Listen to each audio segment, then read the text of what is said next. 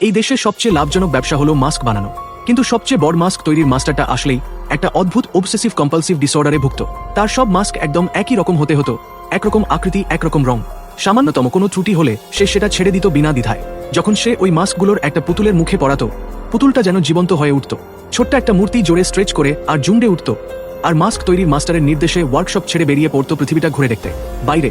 একটু পরে যখন মুখোশ বানানো লোকটা ঘরে ঘুমাতে ফিরতে গেল, হঠাৎ করে একটা পাথরের ট্যাবলেট, যা সে ভুলবশত সরিয়ে ফেলেছিল, একটা পাথরের ব্লকের সঙ্গে ধাক্কা খেল।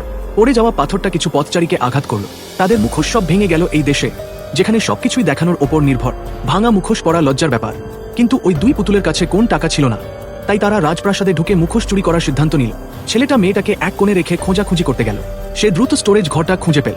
রুমে ঢুকতেই সে মাস্ক নেওয়ার জন্য হাত বাড়ালো। ঠিক তখনই এক শব্দ তার নজর কেড়ে নিল। মেয়েটি ভুলবশত একটা রঙের বোতল উল্টে দিয়েছিল। মুখে রং লেগে গেল, হঠাৎ জীবন্ত হয়ে উঠল, প্রাণে ভরে উঠল। কিন্তু ছেলেটা এটা পছন্দ করল না। সে একরোনা মাস্ক পছন্দ করত, কোন রং ছাড়া।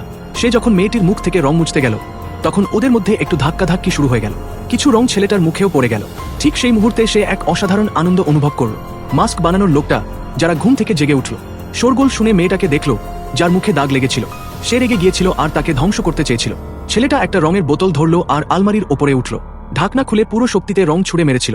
রংটা মাস্ক বানানোর লোকটার মুখে ছড়িয়ে পড়ল। মাস্ক বানানোর লোকটা যখন বুঝে উঠল, তখন তার চোখ হঠাৎ করে প্রাণ ও জীবনে পূর্ণ হয়ে উঠল। সে বাইরে দাঁড়ানো বাচ্চাদের দেখল, যাদের দেখতে রোবটের মতো লাগছিল।